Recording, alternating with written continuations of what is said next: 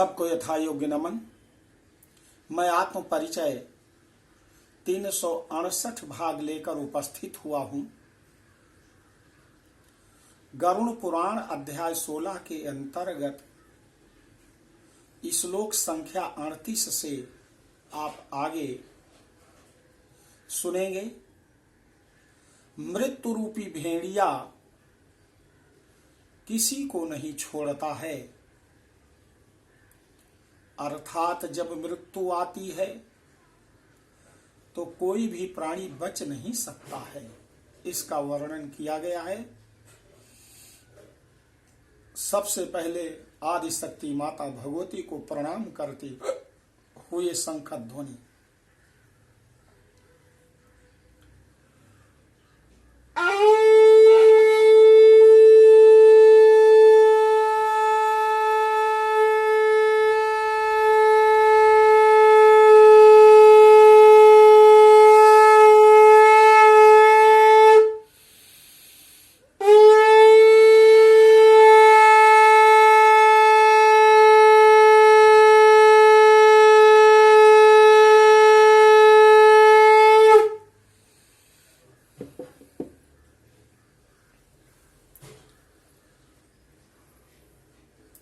पृथिवी दह्यते येन मेरुश्चापि विशीर्यते, शुष्यते सागर जलम शरीरस्य चाका कथा।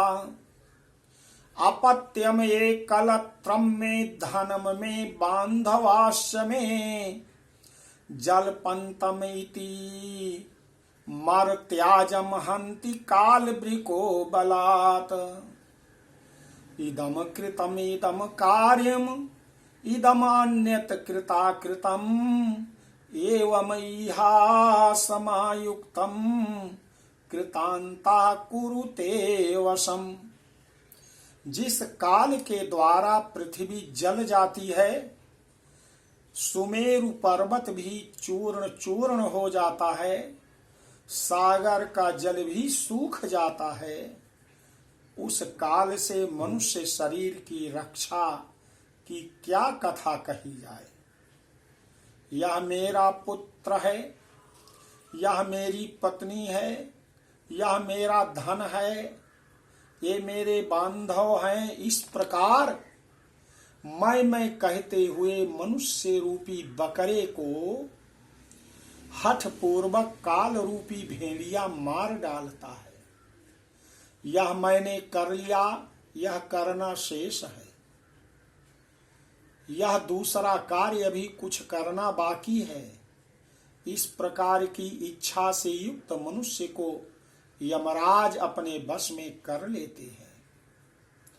स्वः कार्यमाद्य कुर्वीत पूर्वाहणे च प्राहिणिकम नहि मृत्यु प्रतीक्षेत कृतम वाप्य अथवा कृतम। जरादर्शित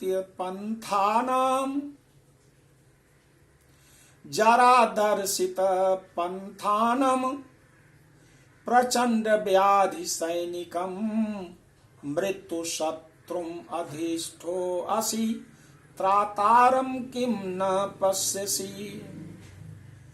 कल किए जाने वाले कार्य को आज, अपराह्न में किए जाने वाले कार्य को पूर्वाह्न में ही कर लेना चाहिए,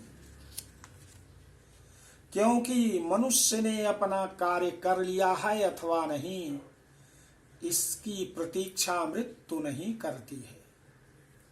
वृद्धावस्था में जिसको रास्ता दिखाने वाली है, अति उग्र रोग ही जिसके सैनिक हैं, ऐसे मृत्यु रूपी शत्रु के तुम सम्मुख खड़े हो, फिर भी उस प्रबल शत्रु से रक्षा करने वाले परमात्मा की ओर क्यों नहीं देखते, अर्थात उनकी ओर उन्मुख क्यों नहीं होते हो।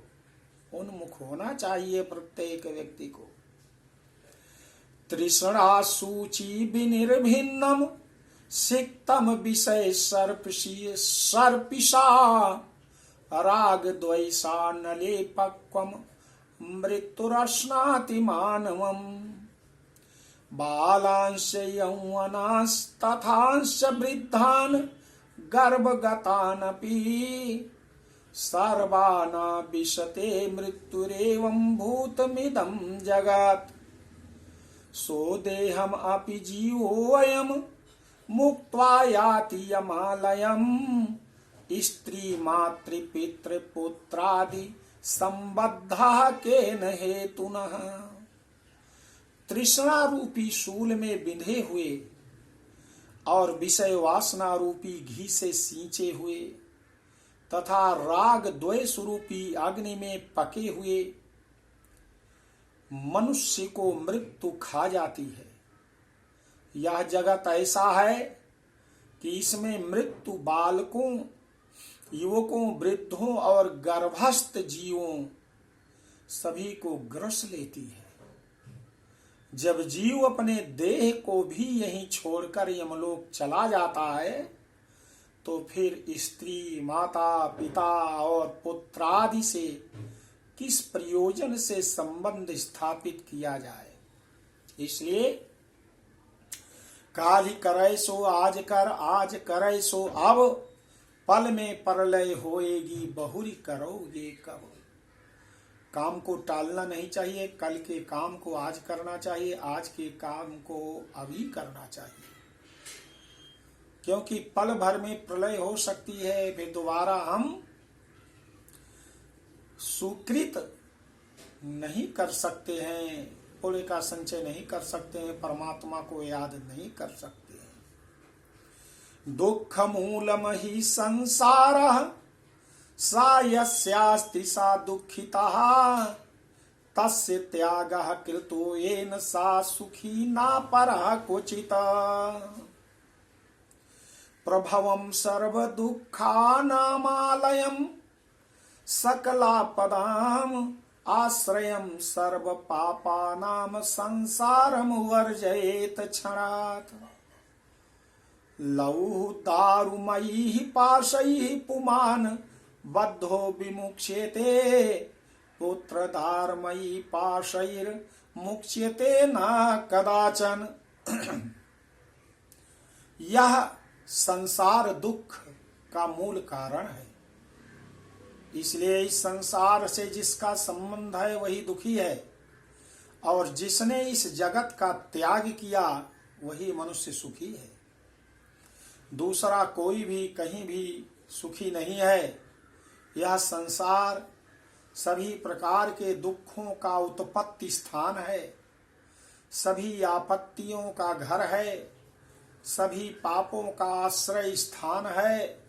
इसलिए ऐसे संसार को क्षण मात्र में त्याग देना चाहिए। लौह एवं लकड़ी से बने हुए पासों से बंधा हुआ मनुष्य मुक्त हो सकता है, किंतु पुत्र और पत्नी रूपी पासों से बंधा हुआ मनुष्य कभी भी मुक्त नहीं हो सकता है। यावन्तः कुरुते जन्तु संबंधान मनसः प्रियान तावन्तो वस्ते निख्यन्यन्ते हृदये शोक संकवः। वाञ्छिताशेष विषैर्नित्यं लोको विनाशितः हा हन्त विषयाहारैर्देहे स्थेन्द्रिये तस्करैः। मांसलुब्धो यथा मत्स्यो लोह संकुं न पश्यति सुखलुब्धस्तथा देही यम बाधाम न पश्यति। मनुष्य अपने मन को प्रिय लगने वाली जगत में जितने पदार्थों से संबंध बनाता जाता है उतने ही अधिक शोक के कीले उसके हृदय में गढ़ते जाते हैं। यह बड़े खेद की बात है कि मनुष्य के देह में स्थित शब्द, स्पर्श, रूप, रस, गंध विषयों का आहार करने वाले इंद्रिय रूपी चोरों ने इस लोक के समस्त धन को अपहृत करके इसे नष्ट कर दिया है, अर्थात परलोक के लिए हितकारी धर्म रूपी जो धन है उसका इंद्रियों ने हरण कर लिया है। मांस लोभी मत्स्य जैसे बंसी में लगे हुए लोहे के अंकुश को नहीं जान पाता, उसी प्रकार विषयों से प्राप्त होने वाले प्रतिभाषिक सुख के लोभ से जीव यम यातना की परवाह नहीं कर पाता है। तो आपने श्लोक संख्या 51 तक गरुड़ पुराण अध्याय 16 में सुना। इसके आगे का परिच्छेद अगले आत्म परिचय में सुनेंगे। बोलो आदि शक्ति माता भगवती की जय।